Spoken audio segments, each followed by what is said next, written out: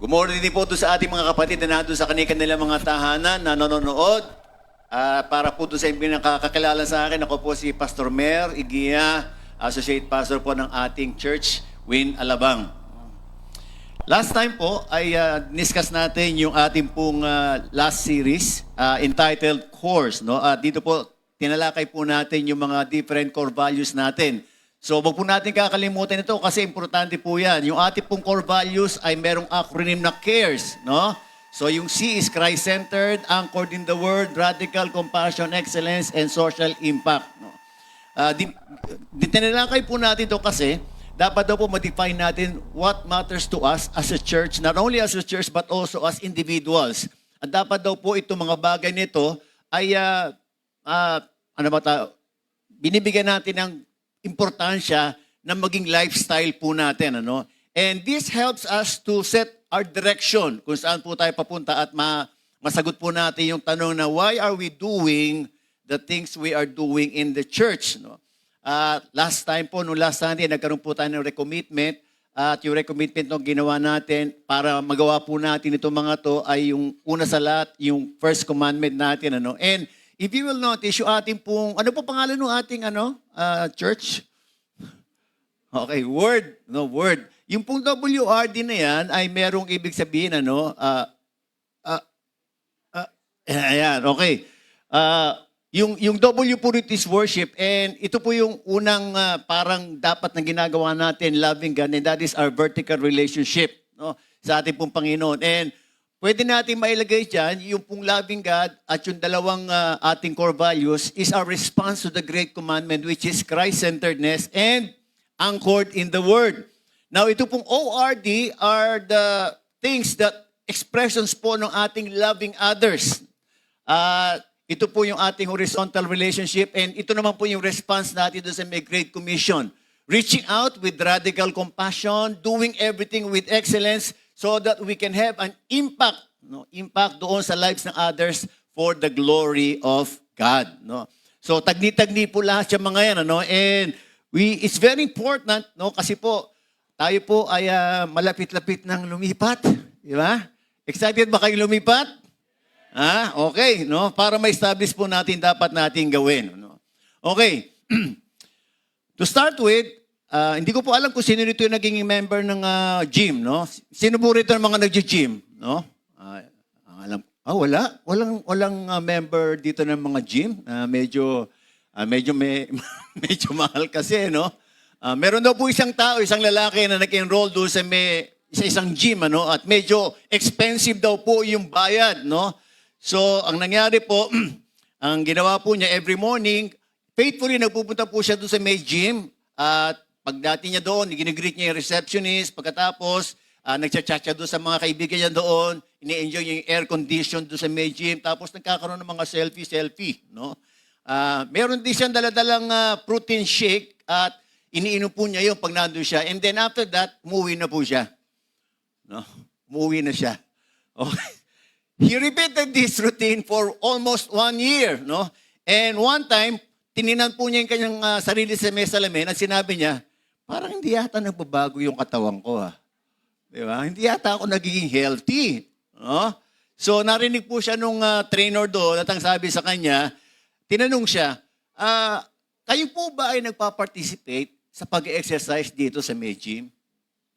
Ay, sabi niya, ganun ba yun? Sabi niya, kasi akala ko pag pumunta ako rito, okay na yun magiging healthy na ako. Ay, hindi po. Sabi nung Ang sabi po nung gym instructor, ito pong gym ay hindi dinisign for attendance lang. No? Okay. It exists to transform your health. Kaya lang, being present without participating in its purpose will never change your body, will never change your life. No? So, well, we can say na ito po yung usually minsan nangyayari sa atin, sabi nga, medyo nakakatawa tong istorya na ito. Pero yung katotohanan daw po, minsan, meron daw po tayong mga pinupuntahan lugar na minsan hindi naman daw po natin na fulfill yung purpose kung bakit tayo nagpupunta doon. No? Marami daw po nagpupunta sa eskwela pero hindi naman sila natututo lahat. No? Marami nagpupunta sa ospital pero ini-ignore naman nila yung mga prescription ng doktor. Marami nag-attend ng mga seminars and trainings pero wala naman nangyari sa kanilang pagbabago sa kanilang mga buhay. Kasi kapag daw po tayo ay nandun lang sa may isang place, kahit sabihin natin right place yun, it does not guarantee that we will receive the benefit of that place. Naniniwala po ba kayo doon? Amen po ba? May I ask you a question, mga kapatid? Sa palagay niyo po ba nasa right place kayo ngayong araw na to? Are you in the right place? Okay Amen. Some of you here are coming siguro for a long time already. And alam po ba natin ang rason kung bakit nandito tayo? Biglang kumaunti na. Alam po ba natin ang rason kung bakit tayo nandito every Sunday? Ngayon, kung alam po natin ang rason natin kung bakit nandito tayo, are we getting what God has designed for us to receive every Sunday here? Are we getting healthier as a Christian? Parang pahina na ng pahina. Tayo po ba'y nade-develop yung ating behavior, in words, in deeds, yung mga actions natin? Nagiging matatag na po ba tayo sa pananampalataya compared doon sa last year? Okay. Mas marami na ba tayo na-overcome ng mga temptation at kasalanan? Okay Dito lang sumasagot no? Dito. Okay. Sulit po ba yung pagpunta niyo rito? May natatanggap ba kayo? Kita ba? Tingnan mo ang katabi mo, kita ba? Kita ba sa kanya na may natatanggap every Sunday? Mukhang healthy Christian na ba siya? Okay. Importante po ba sa inyo ang pagpunta dito? Bakit dito hindi kayo sumasagot? Ulitin natin. Importante ba sa inyo itong pagpunta dito every day? Every Sunday? Yan, ganyan. Okay. Now, yung value daw po ng lugar is found when we understand why it exists and we respond to its purpose. Naniniwala po ba kayo doon? So pag alam daw po natin ang purpose, kung bakit in-establish lugar nito, nakikita daw po natin ang value nito. And I do hope and pray na alam po natin ang rason kung bakit tayo nandito. Marami daw po kasi mga tao pupunta sa church, kaya lang, they sing, they listen to the word, they fellowship with one another. Kaya lang, most of them do not know why they are coming to the church. Hindi naman po sinasabing masama sila, kaya lang, they simply do not know the reason, the main reason kung bakit sila nandoon. And I do believe that God intentionally created this place and every church, masasabi natin Christian church, for a purpose. And today, we will try to revisit again. Na-preach na po ito maraming beses, pero we will try to revisit again. Ano po ba yung purpose ng ating church and why are we coming here? Now, first of all, pag pinag-usapan daw po natin yung word na church, especially in the New Testament, it refers not to the building but to the people, the group of believers. We are the church. Ito po mga tao na nandito. But in the Old Testament, ang church po na sinasabi natin is the physical temple. Yung pinagdadausan ng gathering where God chose to dwell with His people, to meet with His people. Yun po yung tawag natin doon. And God has set apart a specific place in the Old Testament where He can meet with His people, the chosen people of Israel. At ang tawag po dati doon ay tabernacle noong time po ni Moses at yung temple po in the later times. And ito pong physical temple na to, very important sa Diyos kasi dito po niya binibisto yung kanyang blessing, yung anointing, cleansing ng kanyang people, and a place wherein He instruct His people. Well, during the time of Moses, alam natin lahat na yung tabernacle ay walang permanenteng place, palipat-lipat po. Tama po ba? Kaya naman po si David, nung time po niya, nagkaroon siya ng burden na palipat-lipat yung tabernacle. Gusto ko sana nagkaroon ng permanent place, yung temple ng ating Panginoon. And so, nagkaroon po siya ng desire na magkaroon ng temple ng ating Panginoon, permanent place. Kaya lang, hindi po siya nakapagpatayo nito. Yung kanyang anak na si Solomon na nakapagpatayo ng templo. Tama po ba? And, kaya po, nung nagkaroon po ng templo, ay nagkaroon po, one of yung mga members po ng praise and worship sa pamumuno po ni Cora, no? Ah, na ano ba na-create nila yung Psalms 84. Are you familiar with the Psalms 84? Paborito ni Brother Edgar yun, no? How lovely is your dwelling place, O God. No?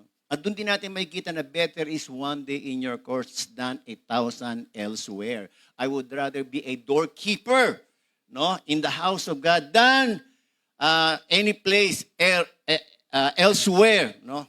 Now, pag pinag-usapan po natin ng templo, ay alam natin lahat ang Panginoon po ang pumipili nito, no. And sa atin po ngayon at present generation, yung temple po, yung church na kinabibilangan natin, wala rin pong permanent place, di ba? Tayo po dati nasa MC building tayo, napunta tayo sa Metropolis, tapos nandito tayo, tapos lilipat na uli tayo, no? Now, wherever the place, hindi daw po yun ang nagmamatter, no? Ang nagmamatter daw po ay alam natin lahat that it was the Lord who have chosen that place of worship na pinagdadausan natin. Tama po ba? And you know, any place that was chosen by God to be His dwelling place, that becomes His property. It belongs to God. And everything that belongs to God, it becomes a holy place. Do you believe that this place is a holy place? Not just because we gather here every Sunday, but because God has chosen this place. Amen? Now, ano po ba?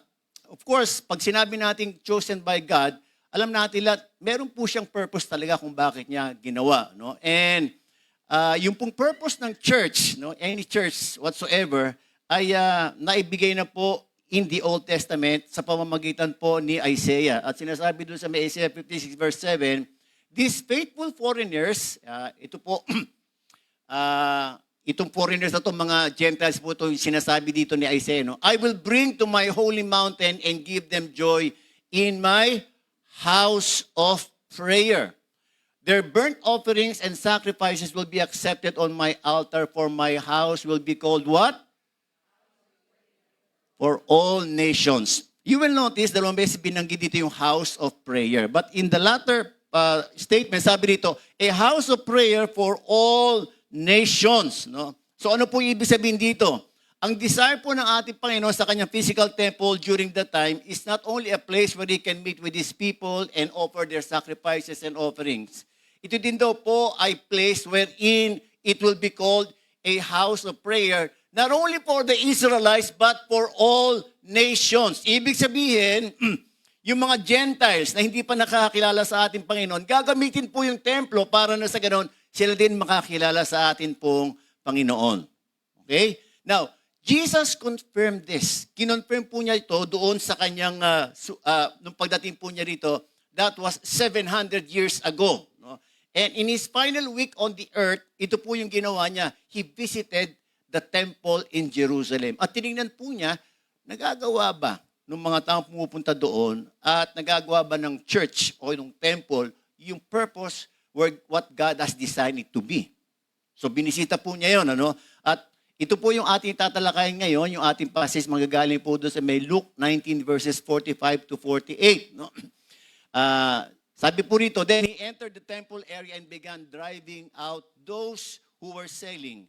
It is written, He said to them, my house will be a house of prayer, but you have made it a den of robbers. Every day He was teaching at the temple, but the chief priests, the teachers of the law, and the leaders among the people were trying to kill Him. Yet they could not find any way to do it because all the people hung on His words. Manalangin lang po tayo. Ama namin sa langit, maraming salamat po. Bigyan buhay mo po ang mga talatang ito. At hayaan mo po, Panginoon, buksan mo po yung aming mga puso that the Holy Spirit will be able, Lord, to penetrate so that you will be able, Lord, to speak to us individually. And hayaan mo po yung convicting power ng iyong Holy Spirit ang ilagay mo po sa bawat isa sa amin. Maraming salamat po. Itong aming panalangin sa pangalan ni Jesus. Amen. Ang titulo po ng aking mensahe ngayon ay, pakibasa nga po. Ayan, okay. Sulit, no? Bakit sulit? No? Well, if God designed this church, no? na kung ang lahat ng pupunta rito ay makuha yung intent ng Diyos, no? Makuha natin lahat. Ang ibig sabihin nun, every time nalalabas tayo kung nakuha natin yung gustong kunin, ma-receive natin ang ating Panginoon, ibig sabihin nun, yung pagpunta natin dito, sulit. And ano po ba yung design ng church? Well, ang church po is a place chosen by God that is as His dwelling, and it is a place designed to nurture our spiritual well-being. No? And so kapag daw po matagal na kayo nag-church, ibig sabihin dapat healthy na kayo spiritually. Amen ba yun? Tingnan mo yung katabi mo kung healthy na siya. Hindi physically, healthy na ba spiritually? Okay. Now, going back to the prophecy of Isaiah, mga kapatid, the intent of God is not only para mag-exclusive place lang siya sa mga Israelites. Ang sinabi rito, He desired that through that place ay marami pong taong pumunta doon para na sa ganon, they can also know God just like the Jews have known God. And so, pag tinignan daw po natin templo during that time, ito po yung itsura niyan no? So, ito po yung parang pinaka-main gate, no? Tapos dito po, pagdating mo doon sa main gate, meron silang tinatawag na Court of the Gentiles bago po sila pumasok doon sa pinaka-tabernakulo. No? And ito pong Court of the Gentiles, ito po yung outer court at dito po yung tinatawag nilang place na kung saan dapat nagagather yung mga Gentiles. Hanggang dyan lang po sila po pwedeng pumasok. Kaya lang, ang intention ng ating Panginoon, yung mga Hudyo na nakakilala sa ating Panginoon, makimingil sa kanila. At para na sa ganon, yung hindi pa nakakilala sa Diyos, maipakilala na yung ating Panginoon. No? Meron ba tayong Court of the Gentiles dito? Yung labi ba? Yung labi kasi sa labi natin, mga Christian tinananda doon no? Okay.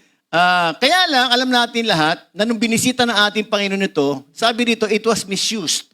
It was made as a marketplace. So, andyan po yung mga money changers, sellers of animals for sacrifice, mga merchants, at napakaingay daw po dito. Napakaingay. So, ano po ang ginawa dito? Now, alam natin lahat, merong ginawa ang unexpected ng ating Panginoon dito. No? Alam natin lahat. Ano ginawa ng ating Panginoon dito?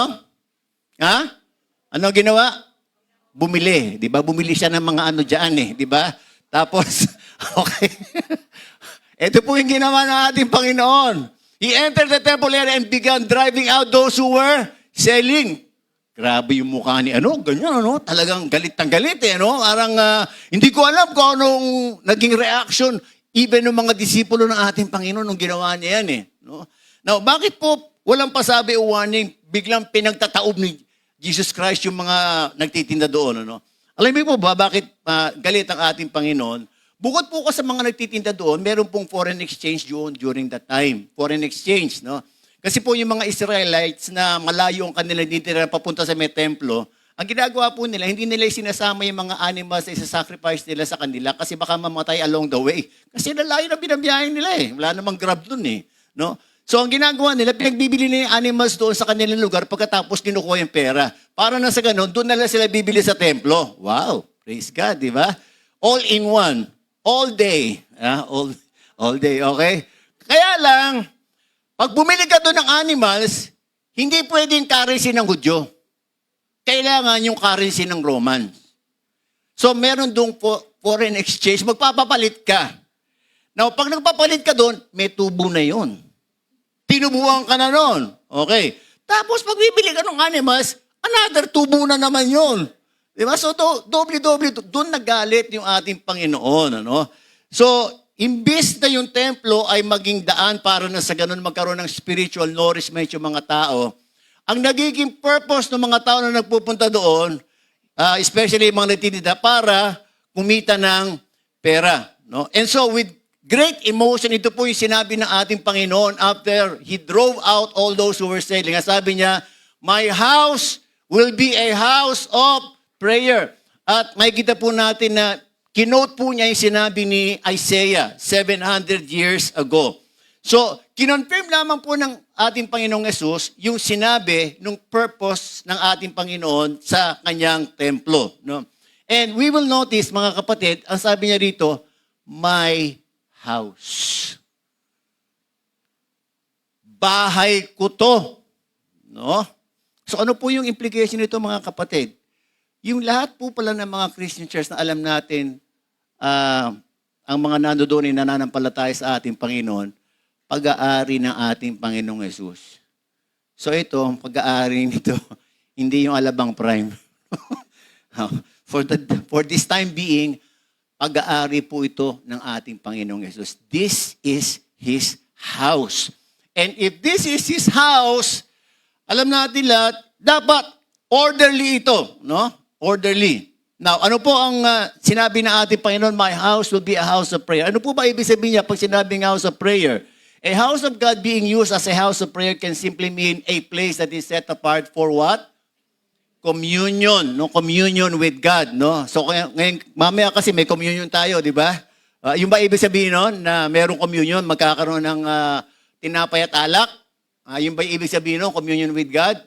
Hindi po yun ang ibig sabihin nun, ano? Ang ibig po sabihin nito, ito daw po yung lugar na kung saan pwede tayo makipag-usap sa ating pong Panginoon, no? Pwede tayong makipag-meet sa ating Panginoon. Now, pag pupunta po ba kayo dito mga kapatid, nagkaroon po ba kayo ng mga pagkakataon na na-encounter nyo ang Diyos personally dito? Have we encountered God here?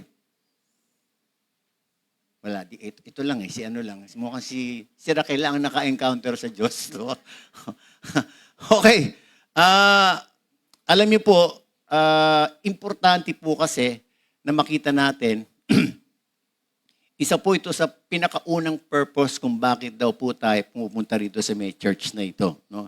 And from these verses, titignan po natin ano po yung tatlong purpose ng church. At para na sa ganon, pag next time, kung halimbawa alam niyo na po ito, then praise God, ano? Review, no? Pero kung hindi po natin talaga alam at hindi natin naiintindihan ano ba ibig sabihin ng mga yan, sana po the next time that you visit here, that you come in this place, ma-fulfill yung purpose noon at paglabas po ninyo, masabi niyo sa sarili ninyo, sulit.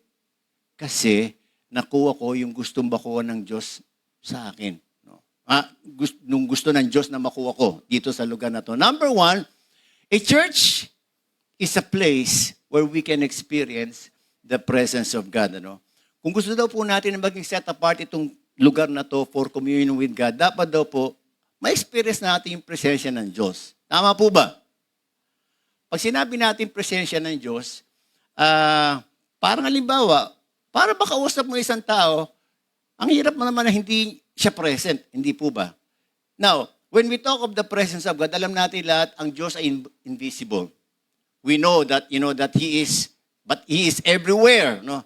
Kaya alam din po natin lahat, na kapag nandito tayo sa may lugar na to, yung ating pong consciousness and awareness doon sa presensya ng Diyos ay malaki po ang posibilidad. Tama po ba? No? Kaysa sa mga ibang lugar na pupuntahan natin. We are not that conscious. Now, pag pinag-usapan natin ng presence ng ating Panginoon, hindi po natin nakikita ang Diyos literally, physically. But we all know that we can experience Him. No? We can feel Him. No? Now, kanina pong responsibilidad para yung presensya ng Diyos ay bumaba dito sa ating kalagitnaan? Sa praise and worship ba? Dapat yung mga praise and worship, pag kumanta, dapat anointed. Para na sa gano'n, yung anointing, talagang bababa doon sa ano, talaga yung presensya ng Diyos ay bababa. Sila po ba ang may responsibilidad? O, yung pastor. Pastor ba? Sino ang may responsibilidad? Okay, tama kayo dyan. Paano ngayon kung tayo may responsibilidad? Anong gagawin natin para bumaba yung presensya ng Diyos dito? Alam mo po ba, in any place, ang nagdidictate daw po ng atmosphere ng isang lugar ay yung mga tao na nandoon. Pag yung mga tao sa isang lugar na yun magagalitin, asahan mo yung lugar na yun parang galit to lugar na to. Kung mga tao daw po na pumunta doon ay masayahin, pagpasok mo pa lang saya ng ambience dito. Di ba? So it's the kumbaga sa it's the people, no, ang nagdi-dictate po. Now, ito po 'yan. Kung alam daw po natin na ito po is a place for communion with God, alam natin lahat, dapat para bumaba daw po yung presensya ng Panginoon doon, dapat daw po ang intent, ang purpose nyo kung bakit kayo pupunta dito, una sa lahat, para ma-encounter ang Diyos. Yun daw po dapat ang unang-una na purpose natin. Gusto kong ma-meet ang Diyos. Gusto kong makausap at marinig ang boses ng Diyos dito, kaya ako pupunta sa church. And so it depends on the intent of each and every one of us. Pero kung halimbawa daw po, hindi yun ang intention ng bawat isa dito, mga kapatid, mahirapan tayong maranasan, no? Yung presensya ng ating Panginoon. Ang tanong, is that our first and foremost intent? Pag pumupunta po tayo rito, huwag na po kayong magsalita, no? Alam po ng Diyos yung laman ng puso natin, ano? Kung yun po yung ating parang pinaka-intent. Meron pong kanya-kanyang reason din kasi yung mga nagpupunta doon sa may templo ng ating Panginoon sa Jerusalem. Yung mga Israelita na nag-offer ng kanilang mga animals, ang kanilang intent ay para lang mag-offer ng sacrifice sa Diyos. Yun lang. And then after they have offered the sacrifice, wala na silang pakialam. Kakausapin ko ba ang Diyos? Makikipag-tipan ba ako? Wala na. Aalis na sila. Parang sa kanila, I have already done my part. Nag-sacrifice na ako sa Diyos. No? Yun naman mga high priest at saka yung mga nagtitinda doon, ang kanila pong intent kung bakit pumunta doon, siyempre para para kumita. No? So iba-iba po yung intent. No? Tayo po ba? Alam ko na meron po tayong, hindi naman sinasabi na masama. No? Kaya lang, sometimes, kaya siguro hindi natin masyadong nararanasan yung presensya ng Diyos kasi baka hindi natin alam na yung pala dapat ang unang-unang intent natin. Sa mga workers and ministers dito, no?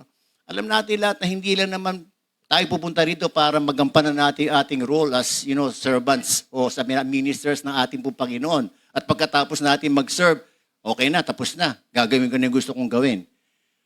Dapat daw po, priority natin na talagang magkaroon tayo ng encounter sa ating Panginoon. No? Sa palagay niyo mga kapatid, ano po ba kaya ang love language ng Diyos? Service ba? Ha? Okay. Ang love language po ng ating Panginoon ay quality time. Hindi encouraging words. Hindi touch. Hindi service. Quality time. Now, tatanungin natin, paano mo ba may express yung love mo sa isang tao na ang kanyang love language ay quality time? Tanungin po natin yung mga kababaihan.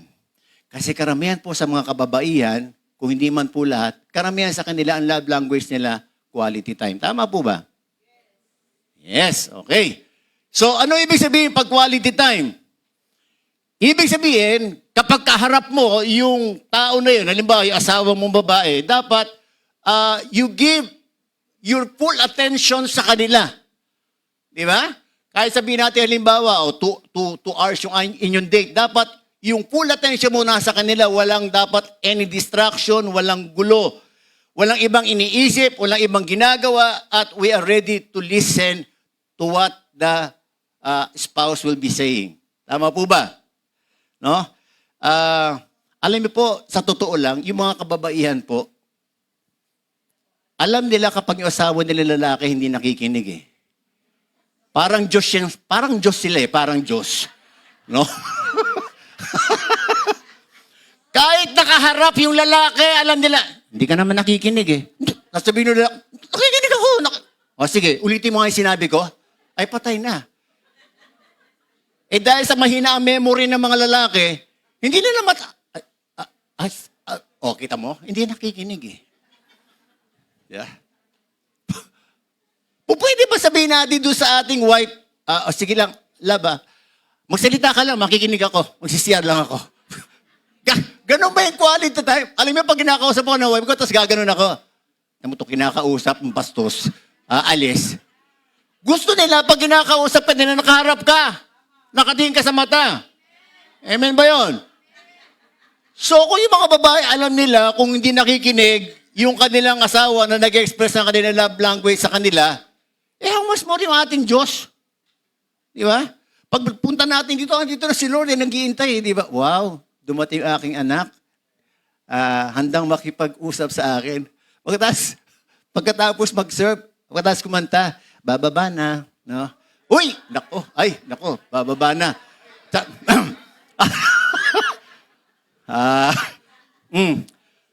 Sandali lang, Lord. Kasi hindi ako nag-almusal. Aga akong nagising eh. Sacrifice na ngayon, aga ako nagigising eh. Tapos pupunta ako rito eh, di ba? Nakita mo naman, ganda ng kanta ko. May anointing eh, di ba? So, alam niyo mga kapatid, ito gusto kong sabihin sa inyo, no? Bato-bato sa langit ang tamaan, ma-revive, mag-repent.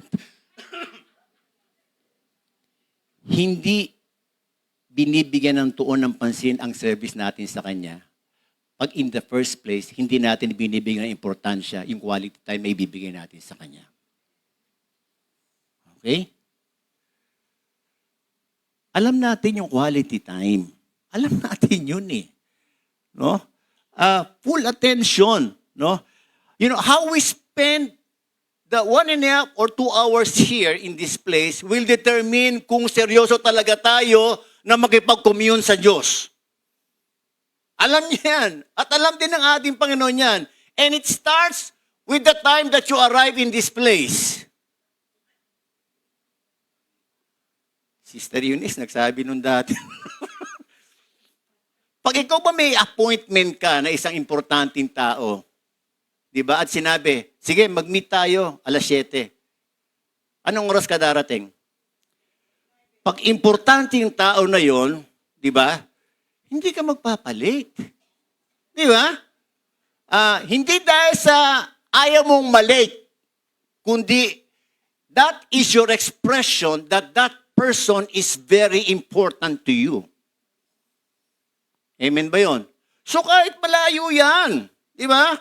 Maaga. Amen ba yon? Tingnan mo yung katabi mo, kapatid, maaga ka ba rito kanina? Okay. Alam niyo mga kapatid, pwede natin sabihin layo naman kasi ng bahay ko eh. Uy! Alam niyo po, nag-uumpisa akong nag-a-attend ng service. Ang bahay po namin nasa Quezon City. Yung ina-attendan ko nasa Manila. Okay? Nagkaroon ng time na nando kami sa may Nestle, ang bahay po namin nasa may Soldiers. Kaya lang, wala kami sasakyan nun. At 3 yung anak na lalaki na dala-dala ko. Di ba? Minsan sabihin natin, sorry, na-late kasi daming anak, inaasikaso pa. Diba? Alam niyo, lahat po ng bagay may paraan eh. Pag gusto mo talaga eh. Kapag importante sa iyo ang Diyos, di ba? Ang tanong doon, importante ba sa iyo ang Diyos? Di ba? And alam niyo po, example nyo doon sa mga anak natin eh. Pag nakikita ng mga anak natin na wala namang importansya sa atin, kahit mali tayo, hindi, walang problema, gano'n din ang magiging buhay nila. Hindi rin nila pahahalagaan yung pagpunta ng maaga sa may church. Amen ba yon? So, it's not only going early, but magkaroon tayo nung tinatawag nating importance doon and value sa may presence ng ating Panginoon. Si Moses po sinabi niya, Lord, if your presence will not be with us, wag mo kaming dalhin doon sa may lugar na yon. Kay Moses po, hindi importante sa kanya yung blessing eh. Mas importante sa kanya yung presensya ng Diyos. Because presence of God is everything. Because in the presence of God, there is everything, yung blessing na hinahanap mo, nandun. Kapag nasa presensya ka ng Diyos, di ba? Mas masarap kung kasama mo yung mag-blow out kaysa doon sa ang kasama mo yung pera lang na pang-blow out. Mas masarap kasama mo, di ba? And that is the very thing that God would want us to experience here whenever we come here. First and foremost, maranasan natin, maramdaman natin ang presensya ng Diyos. Amen po ba yun? Sabi mo sa katabi mo, next time ha? Taka ng maaga, okay? Para na sa ganon, masulit. Okay? Okay. Pwede po ba na pumupunta kayo rito every Sunday tapos hindi yung nararanasan yung presensya ng Diyos? Pwede ba yun? Posible ba yun? Posible. Kaya lang, sayang naman. ba't ka pa nagpunta rito? Eh kung yun naman pala ang unang-unang purpose para maranasan ang presensya ng Diyos, di ba? So, sana po, no, we do hope and pray, no, na yung ating mga mindset ay magising, no.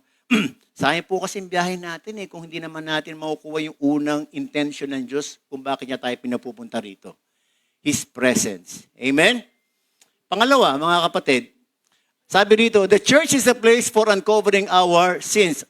Sinabi po ng ating Panginoon after saying that is a house of prayer, sabi niya rito, but you have made it a what? A den of robbers. Ano? Si Campbell Morgan po, ang sabi niya rito, he reminds that the den of robbers is a place where thieves run to hide after they have committed their wicked deeds. No?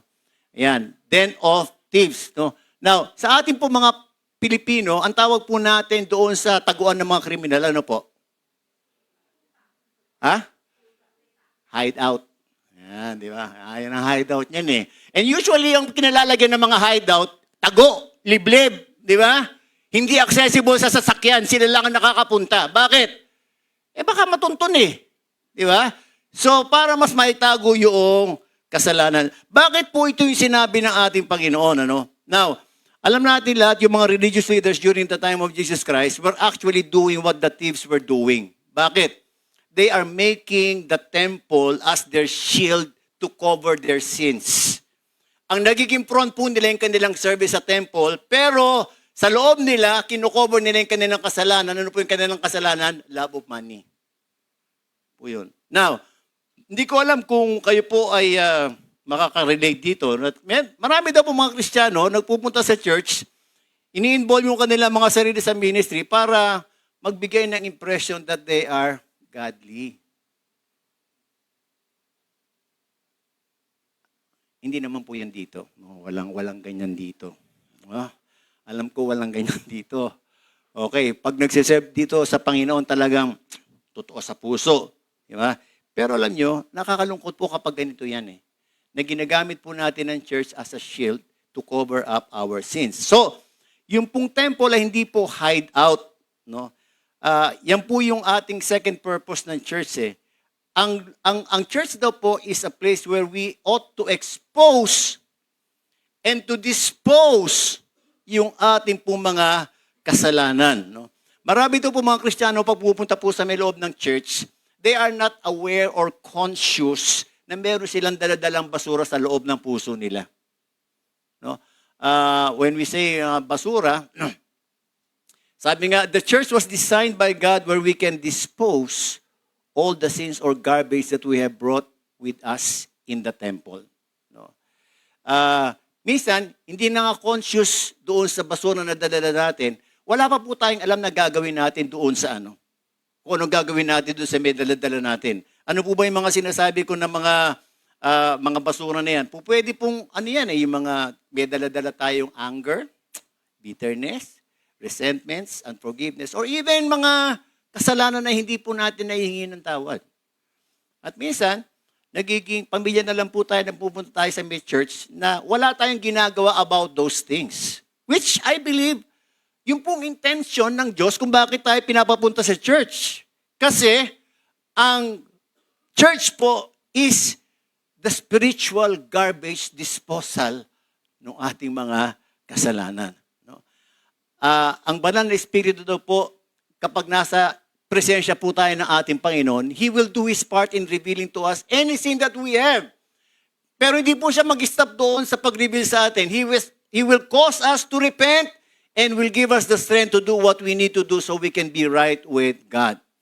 So yun po ang inaasahan ng Diyos na mangyari sa atin dito. Kapag meron tayong mga daladalang mga basura. No? So, kaya lang, karaniwan daw po mga kapatid, and I believe it includes Christians, sa iba daw po natin tinatapon yung basura natin eh. Kadalasan. Saan natin tinatapon? Sa kapwa-tao natin. Ginagawa natin basurahan yung mga kasama natin, mga tao sa paligid natin. Even Christians. Paano po natin tinatapon? Kapag daw po tayo nagsabi ng mga criticism, pangit na salita against a brother or a sister sa isang kamatiran natin. At pagkatapos, tinanggap nung kausap natin. At sa pagtanggap niya, naiba yung tingin niya doon sa sinasabi nung sister natin. No, dati ang tingin niya maganda, pero pumangit. Ano ibig sabihin nun? Nakatanggap ka ng basura. Now, ang tanong natin, ano yung katabi mo, basurahan ka ba? Dalawa po yung klase ng tao sa loob ng church eh.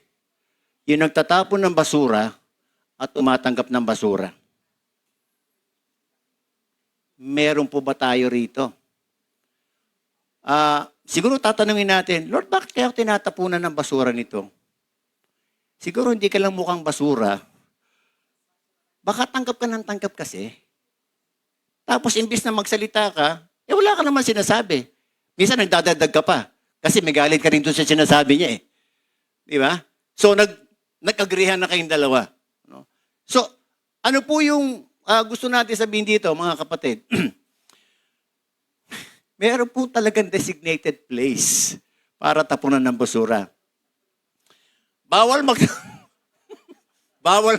Ano ba tong ano na to? Ano ba tong salita, Bisaya, pahibalo, ginadili na ang pagbutang o basura. Bisaya ba yan? Bisaya yan, sister? Okay, It's only in the Philippines. Okay? Pag sinabing bawal, doon nagtatapon. Okay? So parang sinasabi din ng ating Panginoon, sa presensya ng Diyos, doon kayo magtapon ng basura. Pero ang ginagawa ng maraming Kristiyano, tinatapon sa tao. Ginagawang basurahan. Worse na tayo po ay maging basura, but it's worser kapag tayo nagtatapon ng basura. Amen. Amen ba yun? Alam niyo po, mga kapatid, palagi sinasabi nila, Pastor Paul, na marami ipapagawa ang Diyos sa atin sa maglipat natin sa IHAB. Kaya lang, sinabi ng Lord sa akin habang pinag-aaralan ko to bago nyo malaman yung dapat gawin doon, dapat alamin muna natin kung ano yung mga dapat na hindi na natin ginagawa as Christians bago tayo lumipat doon. Amen ba yun? So iwanan na po natin yung old habits ng pagtatapon ng basura sa hindi mga designated place na basurahan. Hindi po basurahan yung mga kapatid natin sa Panginoon. Amen ba yun? At alam nyo, kung halimbawa ikaw, mahilig ka magtapon ng basura kung saan-saan, a garbage carrier will invite more garbage at gagamitin ng kaawayan para mag-sow ng discord. Alam niyo po ba kapag merong mga nagtatapon ng basura, they are the ones who are sowing discord inside the church. And so, marami na po tayong mga narinig na mga teachings dito, patungkol dito. And so, I pray na bago po tayo lumipat dito, kung sa tingin mo, may mga tinatapong ka pang basura, mali ang tinatapunan mo, dito po sa altar ng Diyos, ito po ang talagang designated place na tapunan ng basura natin. Dito po, wala na pong iba. And you know, ang gagawin po ng ating banal na Espiritu, His consuming fire will consume every sin that you will lay before His altar. And sabi nga po, when we know how to dispose rightly yung ating garbage in the presence of God, yung pong the same fire that will consume our sins will be the same fire that will restore, refresh, and revive our soul and spirit. Pag ikaw halimbawa pumunta dito, may dala-dala kang basura, tapos in the presence of God, dinispose mo rito, the Holy Spirit will consume it. Kaya lang hindi hayaan ng Diyos na pag lumabas ka rito, wala kang laman. Ang gagawin ng banal na Espiritu, lalagyan ka ng laman, kaya lang hindi pangit, hindi basura. Hindi basura. Magandang laman. Para na sa ganun paglabas mo rito, yung lalabas na sa bibig mo, puro mga salita na magaganda that will build others up. Amen ba yon? Ang tanong natin, nangyayari ba sa atin yun? Meron bang ganong ganap sa atin? Kapag ba tayo pumunta rito, no, na meron tayong basurang dala, Paglabas ba natin, wala na ba yung basura o nandun pa rin? Kapag halimbawa, natuto tayo magtapon ng basura sa tamang lugar, dito, pag pumasok kayo dito na amoy basura kayo, at naitapon nyo ng maayos sa Diyos, paglabas nyo, hindi na kayo amoy basura. Amoy Diyos na kayo. Amoy mo nga yung katabi mo kung amoy Diyos. Hindi, totoo po yan mga kapatid, totoo po yan. At alam nyo kapag amoy Diyos kayo, maamoy kayo ng mga tao sa paligid ninyo. Totoo po yan mga kapatid. No? So, kung meron po tayong itatapon sa mga tao, it should be the things that will build them up, words that are pure, holy, and noble. So kung seryoso daw po tayo sa papunta natin dito mga kapatid to meet with God, He will surely speak to us regarding any sin we have brought with us. At ang gusto ng ating Panginoon, iwanan mo yan dito. Amen? Para pagdating mo sa may mundo, 6 days ka uli mag-stay doon, di ba? Sigurado, meron ka naman mga basura makukuha noon.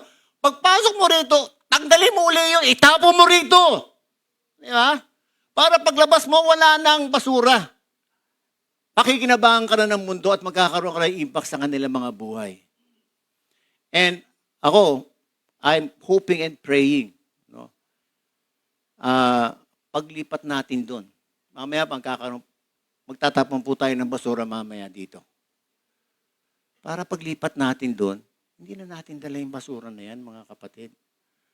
Sabi mo sa katabi mo, huwag ka na magtatapon ng basura kung kanino, ha?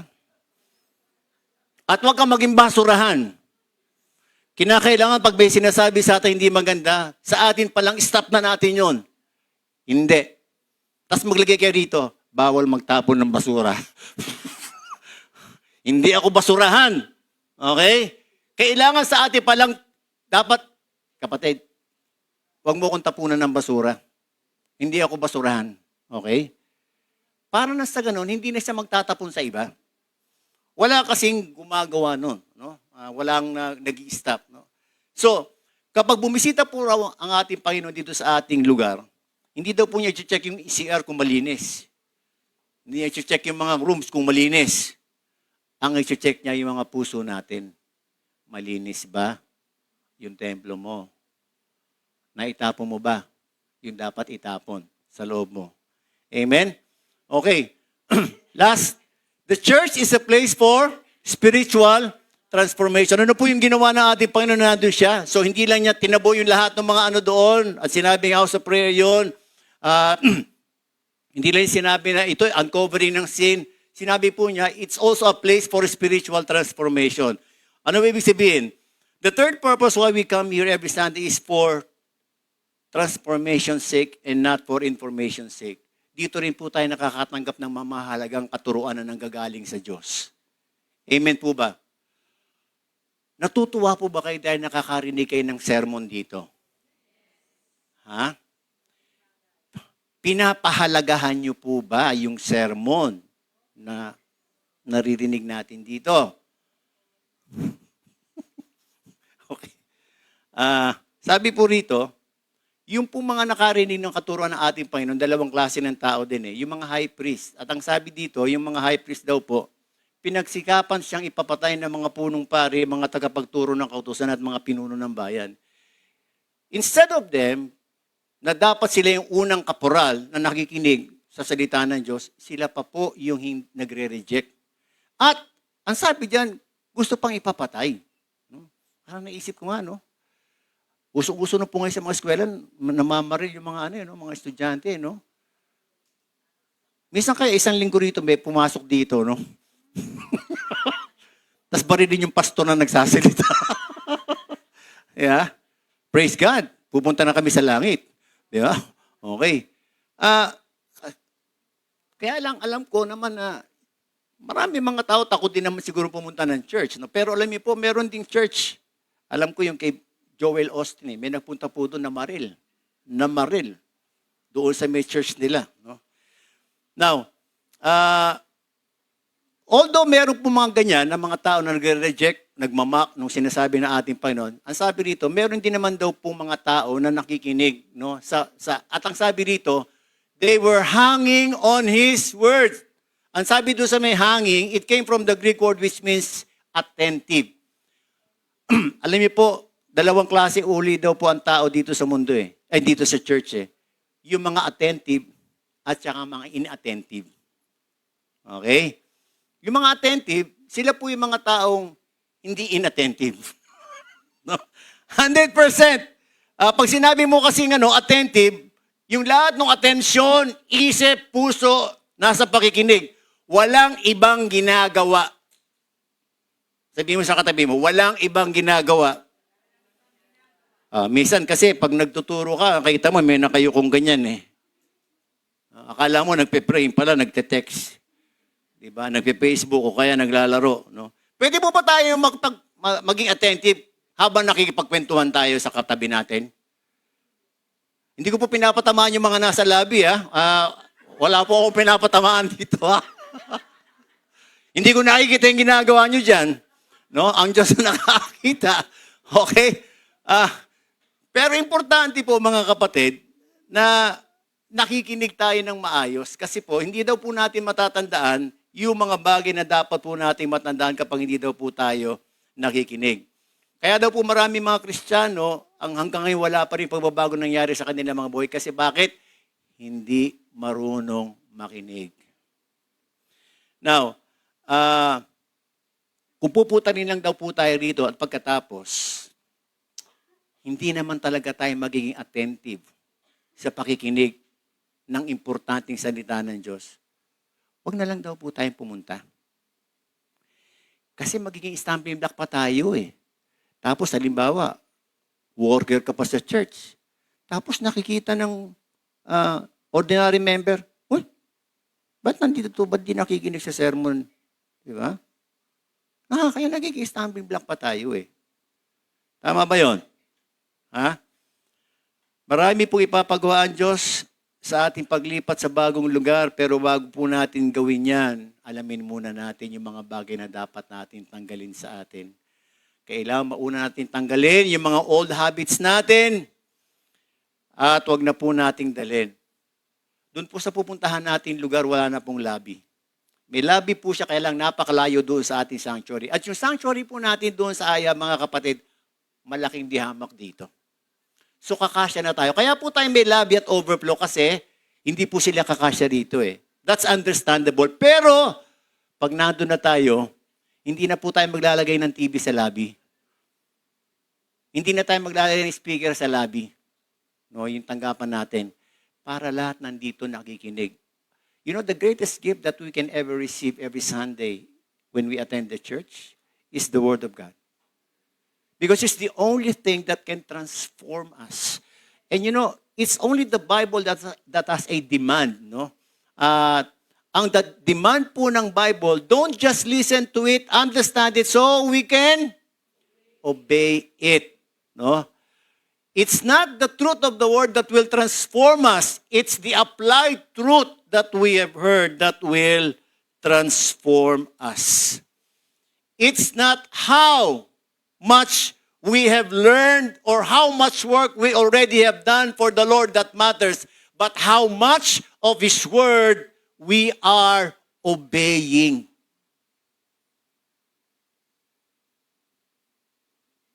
We are receiving the message of God 52 times in a year. Already enough para maging healthy Christian tayo, mga kapatid, kung talagang ipinapamuhay natin. Now, ito po yan eh. Pwede po ba na tayo nandito, nakatingin sa may pastor, kunyari nakikinig, pero hindi naman nakikinig? Pwede ba yon? Tingnan mo yung katabi mo kung talagang seryoso na.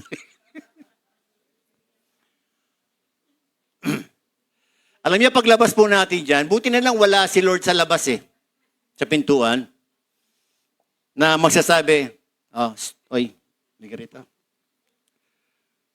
Alam ko kanina, pagpunta mo dito, hindi naman ako intention mo eh. May iba kang intention eh. No? Makakuha ng jowa. Hindi pala.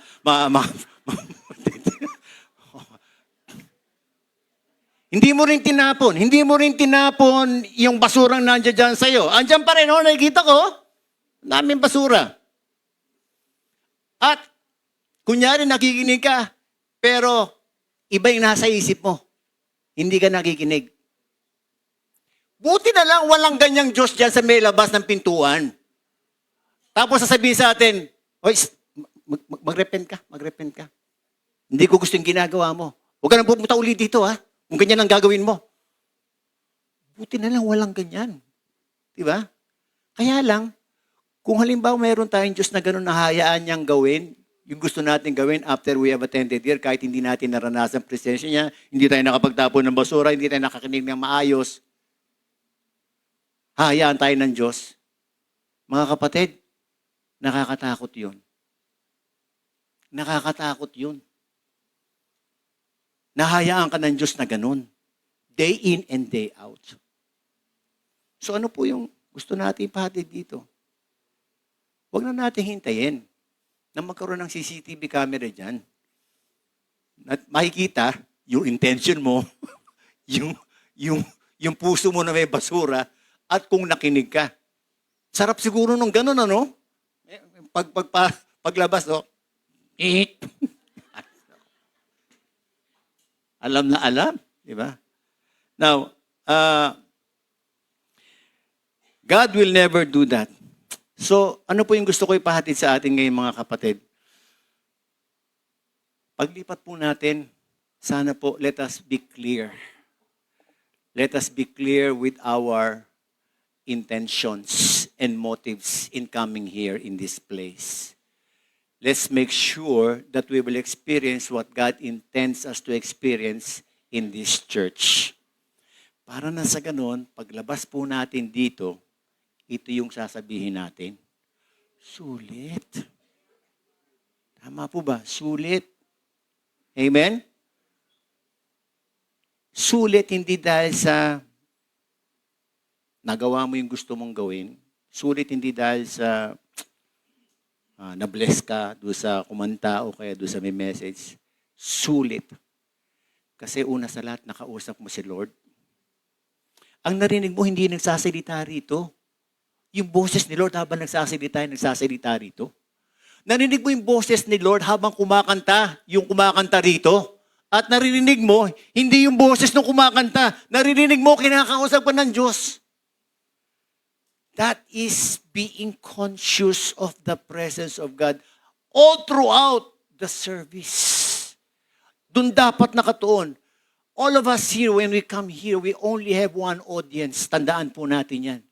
Member ka man, minister ka man, leader ka man, pastor ka man, we have only one audience, ang Diyos. At siya lamang po ang dapat natin bigyan ng parangal at honor. And you know, we can give Him the highest honor if ang ating intention is, Lord, I desire that I'll be able to meet you here in this place. Amen? Ito na po yung ating lugar na lilipatan. Ito po yung medyo matagal na, medyo makalat pa po. Pero nagbigay po ng panibagong picture si Brother Jay. Ito na po. Malinis na. Okay na po yung stage natin. Amen? And naranasan po ba natin yung presensya ng Diyos dito? Have we encountered God in this place? We have stayed here for 20 years. And ako, I can say that God has moved mightily in our midst in this place. God has used this place. Nagkaroon po tayo ng EGR dito di ba? God has used this place. And nakita natin na yung holiness ng Panginoon naramdaman natin dito sa lugar na ito. Now, what is our assurance that the same presence of God will be there? Sigurado ba tayo nasasama sa ating presensya ng Diyos diyan? Ha? Sasama po ang presensya ng Diyos if pagpupunta po tayo diyan, ang very first intent natin ay makadaupang palad natin ang Diyos. Kung ating desire and longing ay maranasan yung presensya ng Diyos, you can just imagine if every member, yun po yung kanilang intent, yun po yung kanilang desire. Alam niyo mga kapatid, baka hindi pa nag-uumpisa yung praise and worship, mararamdaman na natin yung presensya ng Diyos eh. Amen ba yun? And so I do pray mga kapatid. I do pray. If you want to experience the wondrous miracles of God in His presence, let that be our first and foremost intent when we go there. Okay? Pwede po tayo tumayo lahat, mga kapatid. Alam niyo, meron lamang pong instruction na mahalagang binigay ng Panginoon sa akin eh, no? Medyo overtime na ako pero I want to gusto ko po hindi sinasabi na ating Panginoon. Pwede po ba ang pakitawagin nandun sa lahat ng mga nasa lobby? Pwede po ba? Yung mga nasa lobby po, pwede po ba umakit kayo dito? Kasi ayoko po ma-miss yung gusto ipagawa ng Panginoon sa atin eh. Sa umagang ito eh. Dahil kung kasama po kayong lilipat doon sa May-ayab, gusto ko po na sama-sama tayo, maranasan natin gustong gawin ng ating Panginoon sa atin sa umagang ito. Medyo may gagawin po tayong parang siguro bago sa atin, ano? But you know, it was a clear instruction from God. No? And I do believe na kapag ginawa po natin ito, God will move. If God has moved us in this place, He will also move in that place. Amen? Gusto ko po ngayon at this point of time, aawit muna tayo, pero as we are in the presence of God, gusto ko po sana individually kayo, kung meron kayong daladalang basura, kung meron kayong mga daladalang mga unconfessed sins, bitterness, anger, any basura na masasabi natin na alam natin nakakasagaba sa ating paglago. The altar of God is here, and you know, God would want us to dispose all of it, mga kapatid, dito. God is there. Nasa kanya-kanyang upang po kayo, pero alam ko, nasa harapan niyo ang ating Diyos. At ang banal na Espiritu, He is ready to consume every sin, every garbage that you have brought inside this place. And if you are serious, and if you would want that those garbage ay matanggal sa atin, then, as we are singing to the Lord, as we are worshiping Him, dispose all this garbage. Ako po, nag-dispose na ako ng garbage before ako nagpunta dito. Okay? Can we do that? Can we do that? Sige po, let's worship our God. Hallelujah. Thank you, Jesus. Sige po, on your own, you talk to the Father. Release every garbage. Huwag po kayo magtira. Itaktak nyo po lahat yan, mga kapatid. Hindi natin kailangan sa buhay natin yan. And God would want to cleanse us, to free us from all of those things. God, gusto po ng ating Diyos na maging kagamit-gamit po tayo.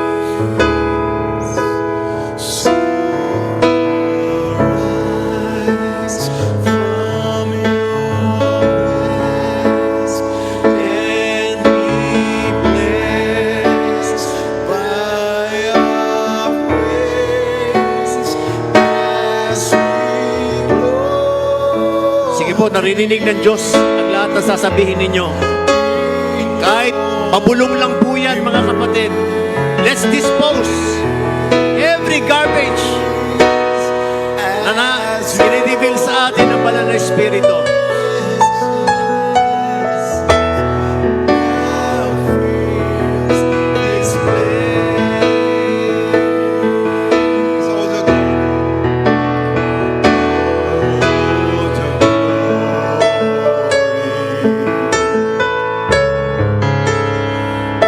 Holy Spirit, just minister.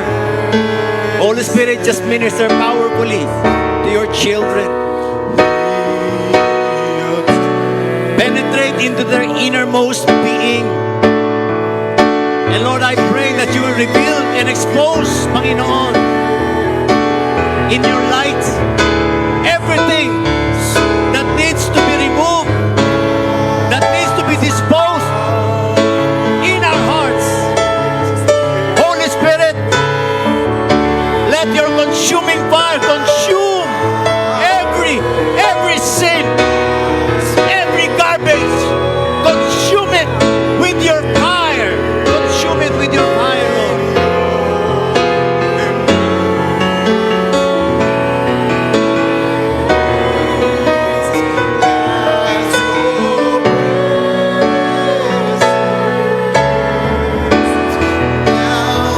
So arise.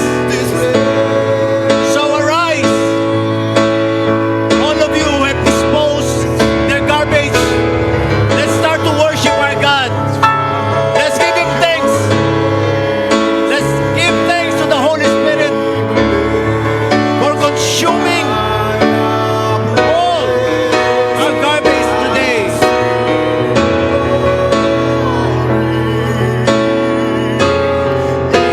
In your embrace,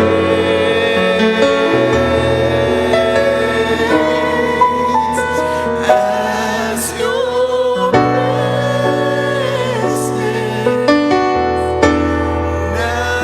Thank you, Jesus. Hallelujah. Thank you, Jesus.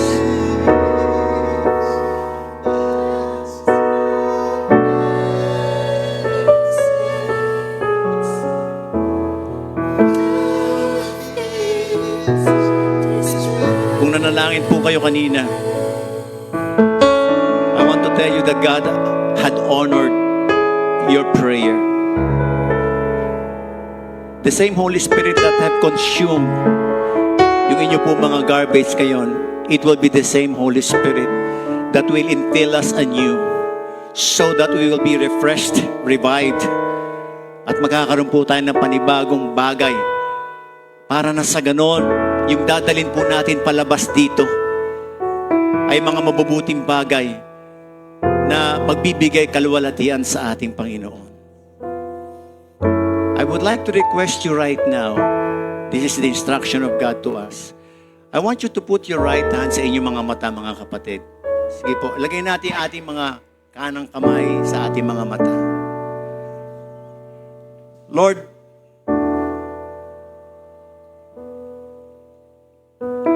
sinabi mo sa iyong salita na minsan meron kami may mga mata kami pero hindi po kami nakakakita. Hindi po namin nakikita yung mga magandang bagay na nanggagaling sa iyo.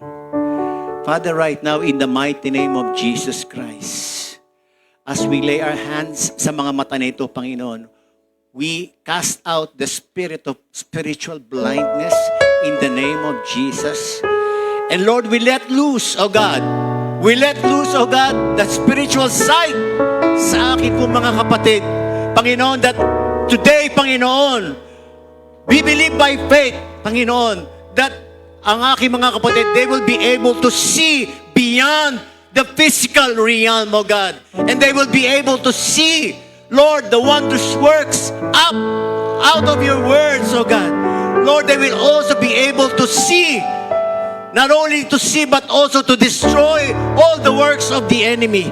Lord, you will give them the discernment that they need, oh God, so that they will not be deceived by the enemy, oh God. Lord, allow my brothers and sisters to be able to see, Panginoon, what you would want them to see. Salamat po, Panginoon. Ilagay naman po natin ang ating dalawang kamay sa ating dalawang tenga, mga kapatid. Sige po, let's do this.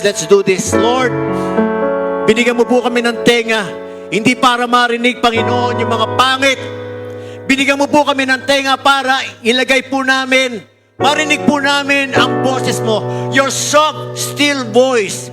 Right now, I bind and I cast out the spirit of deafness in the name of Jesus. In the name of Jesus. And Lord, I let loose, oh God, I let loose that sensitivity, Panginoon. Lord, give us the ear of a sheep that recognizes your voice, oh God. And as we recognize your voice, oh God, we will not only listen to it, but we will obey it, oh God, because we know that that is coming from you, oh Lord. Thank you, O God. Thank you, Lord. Ilagay naman po natin ating kamay sa ating mga puso, mga kapatid. Hallelujah. Lord, thank you that you have cleansed our heart today. Lord, I pray that you will put a new heart in us. A heart that seeks, that longs, that desires, and delight in your presence, O God. Lord, every time we come in this place, help us to be prepared, Panginoon. Una sa lahat, yung aming mga puso, na ikaw po yung aming intent. Lord, that the very desires of our heart will be only you, O God, and nothing else, no one else, O God. And Lord, I pray that this same heart that you will renew, O God, will so delight in hearing your words, Panginoon. That this heart, Panginoon, will abide in your words. And that your words, Panginoon, will dwell in this heart. Salamat po, Panginoon. Salamat po. Ako na lang po mananalangin. Lord, maraming salamat po. Lord, this gesture that we have done, alam po namin, Panginoon, wala man kami naramdaman, Panginoon, but we know, O God, that you have done something in us. You have done something in this church. And when God is pleased with His people, alam niyo po mga kapatid, ang gagawin niya, He will not only bless us enough, but He will bless us more than enough. Malaki po yung ating mga bayarin doon sa pupuntahan natin. But if our Father is pleased sa lahat po ng ating mga ginagawa, sa lahat ng ating mga iniisip, sa lahat ng i-offer natin sa Kanya, God is more than enough to supply all our needs according to His riches in glory. He will be the one to pay our bills. Everything that we need, He will provide. And we will just see the wondrous miracles of God before our eyes. Salamat po, Panginoon. Salamat po. Pwede po bang, sabi ko, dalhin dito yung mga bata? No, andyan na ba yung mga bata? We'll just pray doon sa mga bata. Alam niyo po yung mga, natutuwa ako pag mga nakikita akong andito yung mga bata, naglalaro, nag-worship sa ating Panginoon. These are the next generation eh. And alam niyo po, dito kayo lahat kayo. Sama nga po ng mga teachers.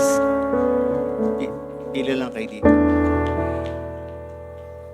Sige. Harap kayo dun sa audience. Pwede po ba ituon natin kamay natin sa kanila?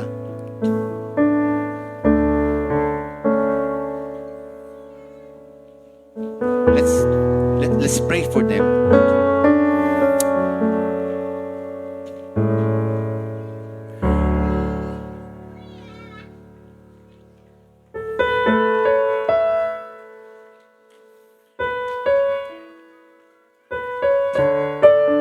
Narinig ko po na magkakaroon rin sila ng sarili ng praise and worship no? Sa children. And magkakaroon rin po ng mga kids praise and worship team. Pwede mapalakpakan natin ng Panginoon doon. Amen. Sige po. Let's extend our hands to these precious little children of God. Panginoon, maraming salamat po sa mga batang ito. Lord, we pray that you will shield them, first of all, from any bad influence in this world, O God. Protect their minds, O God. Panginoon, dalangin po namin sa murang edad, Lord, madidevelop po sa kanila yung true fear of God, the real fear of God. And Lord, that they will be engaged, Panginoon, every time that they will hear your word. Hayaan mo po na yung salita mo ang maging pundasyon ng kanilang mga buhay. Panginoon, dalangin po namin that as you will protect them, O God, you will continually make them as a source of joy sa mga magulang na nandito, Panginoon. Thank you, Lord, for their lives. Lord, they will become a source of joy, Panginoon, sa aming lahat. Hindi po sila magiging burden, Panginoon. And Lord, we pray that you will prepare these little children, Panginoon, para sa iyong kaluwalhatian, Panginoon. And Lord, we pray that you will allow them to discover their gifts and talents at this young age, Panginoon, para na sa ganon, sa kanilang murang edad, Panginoon, magagamit mo na po sila. And allow them, Panginoon, na makita po nila yung kaluwalhatian mo sa kanilang mga buhay. Maraming salamat po itong aming panalangin sa pangalan ni Jesus. Amen. Amen. Sir MJ.